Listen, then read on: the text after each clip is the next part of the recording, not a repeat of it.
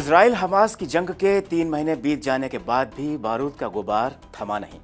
आसमान से मिसाइलों की गर्जनाएं रुकी नहीं और गाजा की बस्ती पर पसरता मातम ठहरा नहीं।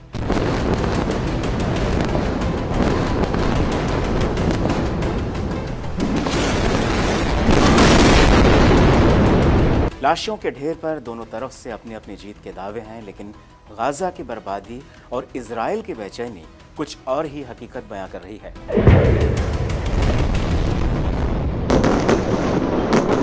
3 महीने बाद भी जो बात सामने नजर आ रही, जो सूरत हाल दिखाई दे रहा है, वो ये कि इजराइल और हमास का वॉर अब दूसरी दिशा में जा रहा है। इसका दायरा लगातार बढ़ता ही जा रहा है।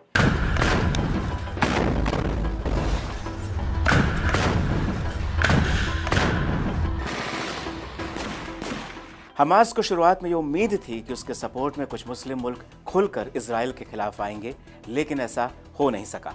बस ईरान और कुछ दूसरे मुल्कों की तरफ से इजराइल को कुछ धमकियां जरूर मिली, लेकिन अब लेबनान में बैठा हिजबुल्लाह इजराइल के लिए एक बड़ा खतरा बनकर उभर रहा है, जो कि इजराइल के भीतर घुसकर भयानक हमलों को अंजाम दे सकता है।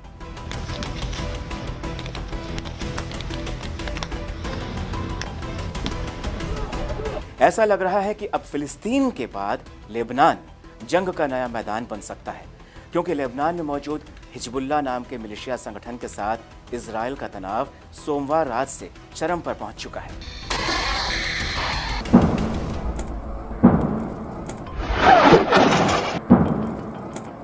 इजराइल ने एक बड़ी एयर स्ट्राइक करते हुए लेबनान में हिजबुल्लाह के टॉप कमांडर अल ताविल को मार गिराया।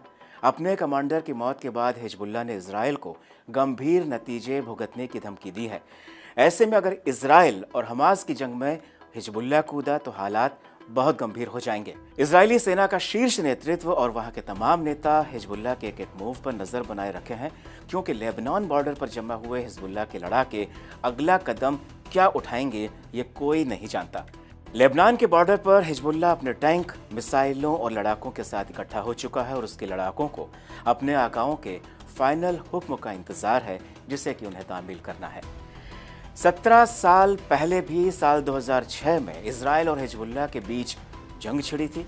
हिजबुल्लाह ने 2 इजरायली सैनिकों को अगवा कर बंधक बना लिया था और उसके बाद इजराइल ने लेबनान पर पलटवार कर हमला किया था।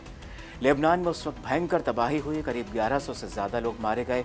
वहीं इजराइल के भी 165 नागरिक मारे गए। ये लड़ाई 34 दिनों तक चली थी।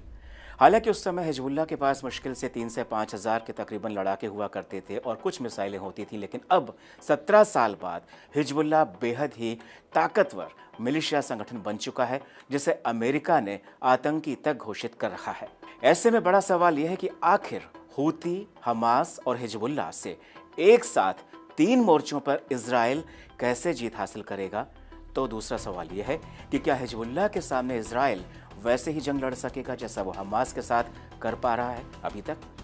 तो तीसरा सवाल यह भी है, जो कि जायज है, कि हिजबुल्लाह असल में कितना ताकतवर है। तो आज जानते हैं कि इस हिजबुल्लाह की ताकत, जिसके लिए कहा जाता है कि यह दुनिया का अकेला ऐसा मिलिशिया संगठन है जिसके पास 60,000 लड़ाके और 1.5 लाख मिसाइलें हैं। तो पहले आपको बताते हैं कि आखिर हिजबुल्लाह वजूद में कैसे आया, बना कैसे, किसने बनाया, और साथ ही हमास के साथ हिजबुल्लाह का क्या रिश्ता है।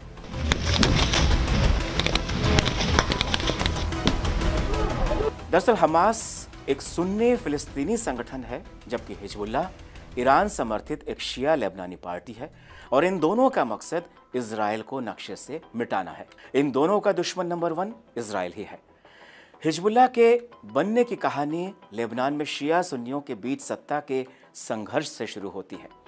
कभी एक वो लेबनान भी हुआ करता था जहां सुन्नी होते थे प्रधानमंत्री, ईसाई होते थे राष्ट्रपति, और शिया मुसलमानों को संसद में स्पीकर का पद मिला करता था। साल 1943 में एक समझौते के तहत ये बंटवारा चलता रहा, लेकिन भीतर ही भीतर शिया मुसलमानों को खलता भी रहा। धीरे धीरे लेबनान में सुन्नी मुसलमानों की ताकत और संख्या बढ़ने लगी और शिया मुसलमान हाशिए पर आने लगे। साल 1975 था जब लेबनान में शिया और सुन्नियों के बीच जमकर गृह युद्ध छिड़ा। कई लोग मारे गए, दंगों की आग में लेबनान झुलस उठा। उसी दौरान फिलिस्तीनी लड़ाकों ने दक्षिणी लेबनान से इजराइल पर हमला कर दिया, जिसके बाद इजराइल ने जवाबी कार्रवाई करते हुए लेबनान के कई इलाकों पर कब्जा कर डाला। तो वहीं सुन्नी मुसलमानों की लेबनान की सत्ता पर पकड़ भी मजबूत हो गई।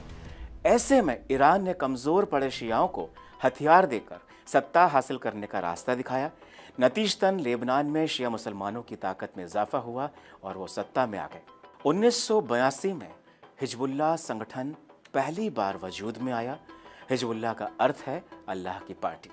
इसमें भर्ती हुए लेबनान के शिया लड़ाकों ने इजराइल के खिलाफ मोर्चा खोल दिया। उन्हें पैसा, हथियार और ट्रेनिंग ईरान से मिली। देखते ही देखते हिजबुल्लाह मध्य पूर्व में शिया मुसलमानों का सबसे बड़ा विद्रोही संगठन बन गया। दक्षिणी लेबनान पर इजराइल के कब्जे का हिजबुल्लाह ने ज़बरदस्त पलटवार किया। तो अब आपको बताते हैं कि हिजबुल्लाह संगठन कितना खतरनाक है और इसकी असल में क्या ताकत है, जिस वजह से इजराइल इस पर बार बार हमला करने से पहले सोच रहा है। एक रिपोर्ट कहती है कि हिजबुल्लाह के पास तकरीबन 60,000 लड़ाकों की फौज है। इन्हें सेना की तरह ही लड़ने की, यानी कि कैसे भी हालात हो उसमें मरने मारने की ट्रेनिंग दी गई है। हिजबुल्लाह के लड़ाके गोरिल्ला युद्ध करने में माहिर हैं और आसमान से भी ज़मीन पर हमला करने में माहिर हैं। खुद इजरायली डिफेंस फोर्सेस के मुताबिक हिजबुल्लाह को हर साल $70 करोड़ से ज़्यादा का फंड मिलता है, जिसका इस्तेमाल हथियार खरीदने, सेना की ट्रेनिंग लेने और खुफिया जानकारी इकट्ठा करने में होता है। खास बात यह है कि इस फंड का जो सबसे बड़ा जो हिस्सा है वो ईरान से आता है। पैसे से अमीर हिजबुल्लाह के पास लगभग 1.5 लाख मिसाइलें हैं, जिन्हें वो इजराइल पर बरसा कर कोहराम मचा सकता है। इतना ही नहीं, हिजबुल्लाह के पास एंटी टैंक मिसाइलें, हजारों ड्रोन, सैकड़ों anti ship missile, anti aircraft missile और एयर डिफेंस मिसाइल सिस्टम भी मौजूद है।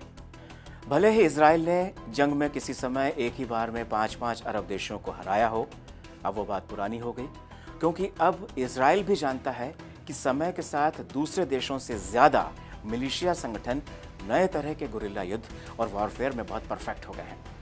यही वजह है कि हमास को मिटा देने की कसम खाने वाले इजराइल को अभी तक 3 महीनों के बाद भी सुरंगों से हमास का सफाया कर पाना नामुमकिन सा दिखाई दे रहा है। हिजबुल्लाह पर अमेरिका के कई आरोप हैं। अमेरिकी सरकार इस समूह को 1983 में बेरूत में अमेरिकी दूतावास और अमेरिकी मरीन बैरकों पर बमबारी की साजिश रचने के लिए जिम्मेदार मानती है और तभी इसे आतंकवादी समूहों की लिस्ट में रख रखा है।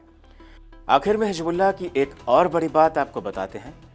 इसके बारे में कहा जाता है कि इसने हूती विद्रोहियों को लड़ाका बनाया है। हूती विद्रोहियों को सैन्य ट्रेनिंग दी है, तो उधर इराक में भी मिलिशिया को यह ट्रेनिंग दे चुका है, विद्रोहियों को यह ट्रेनिंग दे चुका है।